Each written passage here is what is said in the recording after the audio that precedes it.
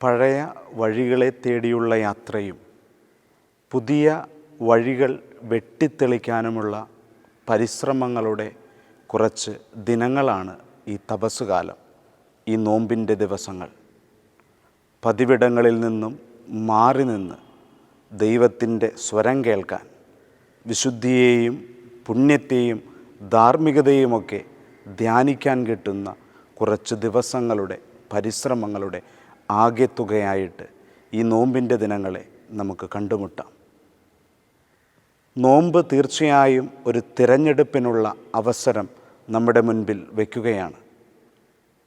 യൂദാസിന് മുൻപിൽ ക്രിസ്തുവും 30 വെള്ളിക്കാശുമായിരുന്നു. ക്രിസ്തുവിൻ്റെ ശിഷ്യനായി കൂടെ നടന്നിട്ടും ഈ മനുഷ്യൻ്റെ തിരഞ്ഞെടുപ്പ് 30 വെള്ളി നാണയത്തിലേക്ക് ചുരുങ്ങിപ്പോയി. യഹൂദർക്ക് മുൻപിൽ ക്രിസ്തുവും ബറാബാസുമായിരുന്നു. ക്രിസ്തുവിനെ ക്രൂശിക്കുക എന്ന് പറഞ്ഞ് അലമുറയിട്ട് ബറാബാസിനെ മോചിക്കാനുള്ള അവസരങ്ങൾ അവരൊരുക്കി. പത്രോസിന് മുൻപിൽ രക്ഷപ്പെടാനുള്ള സാഹചര്യവും ക്രിസ്തുവുമായിരുന്നു.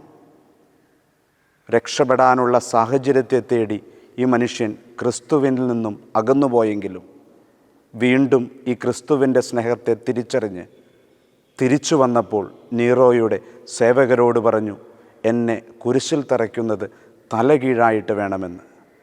യോഹന്നാന് മുമ്പിലും ഉണ്ടായിരുന്നു തിരഞ്ഞെടുപ്പ്. രക്ഷപ്പെടാനുള്ള സാഹചര്യങ്ങൾക്കൊടുവിലും ഈ ശിഷ്യൻ തിരഞ്ഞെടുത്തത് ക്രിസ്തുവിൻ്റെ കുരിശിൻ ചുവട് തന്നെയായിരുന്നു.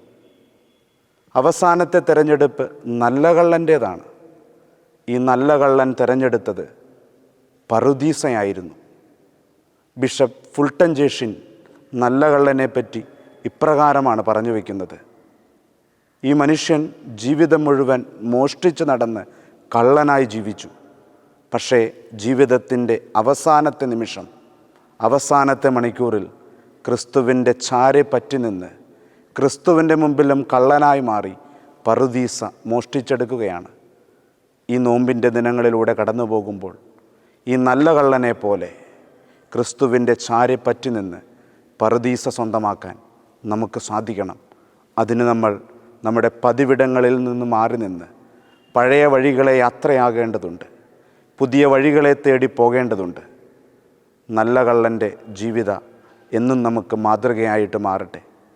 പതിവിടങ്ങളായ ഭക്ഷണത്തിൽ നിന്ന്, ആഡംബരങ്ങളിൽ നിന്ന്, വാരിക്കൂട്ടാനുള്ള ആക്രാന്തങ്ങളിൽ നിന്ന് മാറി നിന്ന് പുണ്യത്തെയും വിശുദ്ധിയെയും ധാർമ്മികതയുമൊക്കെ ജീവിതത്തിൻ്റെ മുഖമുദ്രയായി കണ്ട് ഈ നോമ്പിൻ്റെ ദിവസങ്ങളിലൂടെ നമുക്ക് യാത്രയാകാം.